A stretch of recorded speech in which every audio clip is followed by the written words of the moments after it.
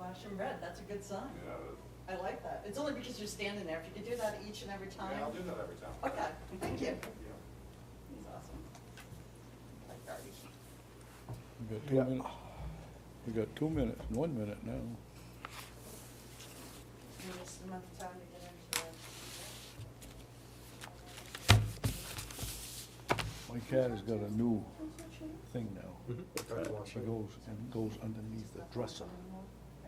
How she gets underneath there is beyond me. And she stays there. She leaves a tail hanging. Just lays So I know she's there. there, nice. You don't want you to step on it.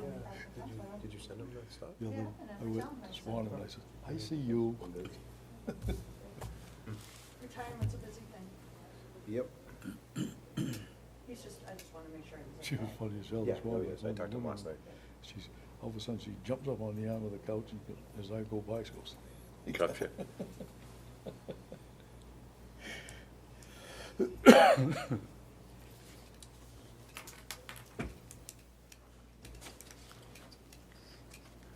And now being 3 o'clock, we can call the August 19th, 2020 meeting of the Laconia Police Commission to order.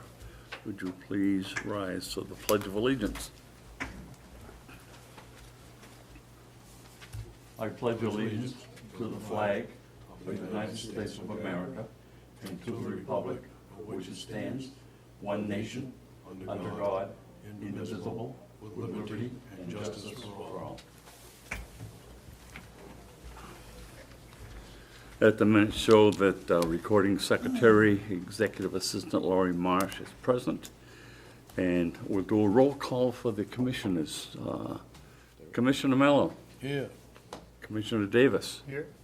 and Commissioner Whittem is present, so all three are present. We have a quorum, and we'll move forward. I'd like to recognize staff present, Executive Assistant Laurie Marsh, and Chief Matthew Canfield. Moving on to personnel matters, accommodations and awards, Chief Canfield. Nothing? Resignations and retirement, Nothing? promotions and classification changes. Nothing? Hirings, Chief Canfield. So we'll be conducting a recruitment test to fill the one open position that we have at some point in the fall. It's a little up in the air at the moment with the college, whether they're gonna do it or not, but if they don't, we're just gonna do our own test so we get that position filled, hopefully with a start date of January of 2021. Questions? Okay. Command staff reports, support division, Chief Canfield.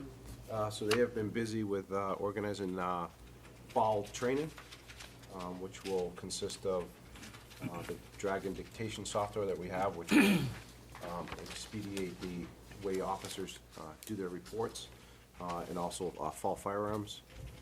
In addition, they've been working with Ospey Mountain Electronics to wrap up the final stages of the new radio system. They've been doing radio tests and fine-tuning it in different locations and areas that were a little bit weak, so they're working on wrapping that up. The new cars that were funded in this year's budget have been ordered, and with an expected arrival date sometime in October. And the drone program, or the UAV is what they call it, unmanned aerial vehicles, they underwent training for that, so we have 5 instructors that is headed by Sergeant Robert Sedgley. Pretty impressive unit, and I think there'll be a lot of things that we'll use this for in order to enhance officer safety, and so very, very good job there. And that is it for support. Operations division, Chief Canfield. They've been very busy. Calls for service have been up for the last month. They've been up 11.15%. They've been lightly planning for a motorcycle week, which starts on Saturday. And the 12-hour patrol shifts that they're working are going very well and has been very well received by the officers. Questions? Moving on to commission action. Any discussion or interest in the minutes of the previous meeting? Make a motion that we accept the minutes as written. A motion made by Commissioner Mello, is there a second? Second? On the motion made by Commissioner Mello and seconded by Commissioner Davis, all in favor? Aye. Passes unanimously, and the July 22nd, 2020 meetings were accepted as distributed. Monthly activity reports, Chief Canfield. For the month of July, we responded to 2,526 calls for service, which was up 11.15% from the previous month of last year. Responded to 362 criminal, or investigated 362 criminal offenses, cleared 178 of those offenses by physical custody arrest, or by arrest, and then clearing them with 124 physical custody arrests. We made a total of 654 motor vehicle stops, which is up 40.53%. Issued 31 motor vehicle summonses, 441 warnings. Responded to one fatal motorcycle accident on Roller Coaster Road. Investigated a total of 43 accidents, 12 of which were with injury. Issued 431 parking tickets, arrested 7 DWIs, and took 37 people into custody for intoxication. Responded to a total of 33 domestic disturbance calls, 194 other disturbance calls, and investigated 10 violation of restraining orders. And officer or employees donated 20 volunteer hours, and the victim services unit still is not operating because of COVID. The investigative unit statistics. So they took on, for the month of July of 2020, they took on 45 new cases, conducted 24 follow-ups, made 9 felony arrests, 17 search warrants, 28 sex offender registrations, investigated 2 computer-related crimes, conducted 2 knock and talks, completed 18 drug intel sheets, and they recovered $1,993 in recovered property, along with doing 34 video redactions. They've been very busy. They've made a significant number of buys using a confidential informant that resulted in the seizure of 70 grams of fentanyl and 1 gram of cocaine, as well as the seizure of a Volkswagen Jetta. In addition, they assisted an outside agency and made an arrest and seizure of 100 grams of ecstasy pills, 2,100 Xanax pills, 1 pound of marijuana, a significant number of LSD mushrooms, THC edibles, and seized a large sum of Bitcoin dark web money that was seized. In addition, they're working with the FBI Safe Streets program to organize a purchase of stolen handguns in the area. And that is it. Oh, I guess I actually have one other thing. So they also are working on a home invasion that occurred on Tyler Street several months back, in which an elderly man was beaten up. He also had guns stolen from his residence there. That case has ties to a street gang called the Bloods out of Boston. So they're working with multiple jurisdictions, including Concord PD and the FBI on that case as well. Been busy. They've been very busy, Very busy. doing some really good work. Questions? Moving on, budget printouts, Chief Canfield. Nothing. We haven't gotten the final numbers for last year's budget, but I anticipate that we'll be under budget from last year, and we just started the new budget cycle, so we're good to go right now. Question about that. Can any of the leftover funds be rolled over in any way, or does it just get turned back to the city? They cannot without approval. So typically, we don't roll them over. We Yeah, I just return wonder, them. you know, you buy supplies or whatever you normally. Yeah, no, usually it's the end of the budget year. Monthly traffic statistics, Chief. So I gave you the traffic statistics with the other statistics. Yep. Accidents by breakdown for the month.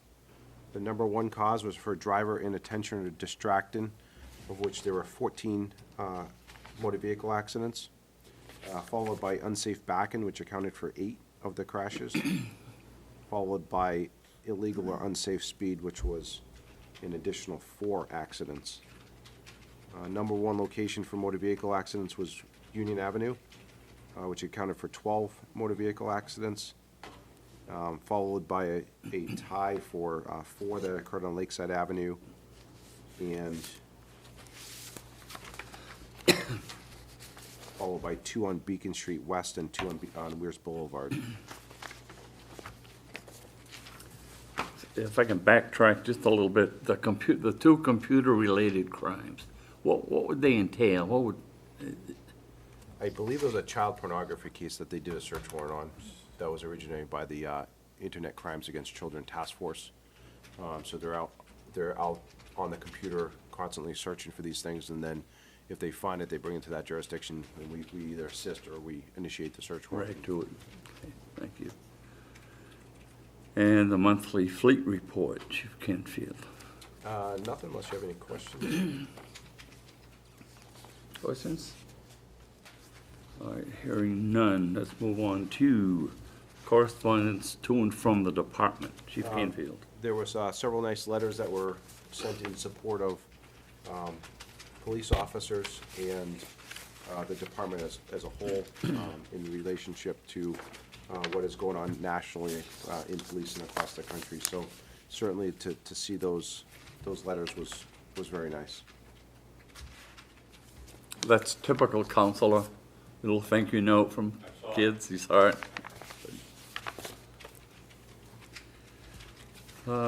Okay, Chief's report, Chief Canfield. So overdose statistics, so far this year, we've responded to a total of 35 overdose calls, which is down significantly. Last year, we had responded to a total of 63 for the year, so here we are in August, and we're at 35, so that looks on the up. And so far, year-to-date, we've responded to and investigated 2 overdose drug deaths, whereas last year we had a total of 9 drug overdose deaths. So certainly we're seeing a downward trend on that and an upward trend in meth use. Could you speak to the impact that the PET position has had on? Yeah, and certainly I can get some statistics for you for next month from Officer Adams, but he does some incredible work, and he saved a lot of people and helped a lot of people out. I know I spoke to a gentleman, I think it was last week, he came in to see me about his daughter who has been suffering from a substance abuse issue, and it was great to be able to just make that connection to Eric, who has the connections with help and resources. And to see this guy's face light up, because his wife actually cautioned him about even coming to talk to the police, saying that, you know, they're not gonna help you, they're not gonna do anything for our daughter, they're gonna, you know, just look to lock her up. And but he came down anyway against her wishes, and to see his face light up and just say, hey, how enthusiastic Eric was with helping to get those resources. And I actually reached out to him yesterday and just to see how it was going. I haven't heard back from him yet, but some very good work on Eric's part, and certainly something we're proud of. Moving on, old business. Chief? Nothing for old business, but I have one other thing under my report is Eric was recognized with the 2020 Outstanding Community Partner Award by Lakes Region Community Services. So I think that letter was in your packet, as well as, well, actually, so there'll be a virtual Zoom donor appreciation dinner, which he'll be honored at on Tuesday, August 25th. So just a testament to his good work as well. In addition, he'll be receiving an award this Saturday night from the Elks. Do you want to speak to that? Yeah, he'll be, there was 2 other, him, Eric, and another person. The other person was from Dover Police Department that competed in it, and they decided that there was only 2, and this is the first year they ever had it, that they would award each one of them an award for what they do. Now, Dover Elks will do theirs, and Saturday night we're gonna have a banquet at the Elks that are gonna, it's an all-in-one banquet for people that help it during the year at the Elks, and we're gonna give awards to some children that did well on the drug awareness program on the posters and their essays and stuff. And Eric's is gonna get,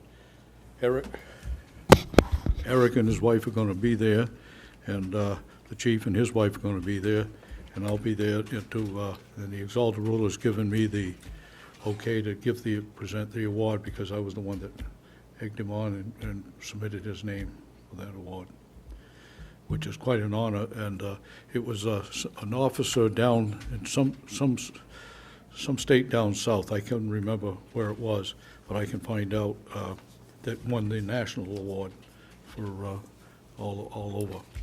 So we, as like I said before, that the Elks are in partnership with the DEA now.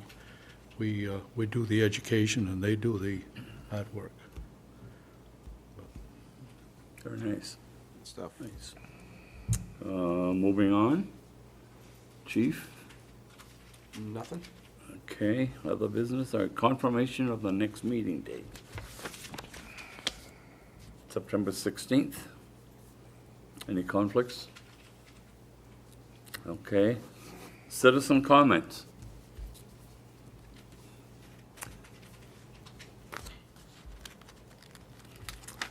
Hearing none, we, let's go into, you wanna read the non-public motion? Okay, RSA 91-A:3 II,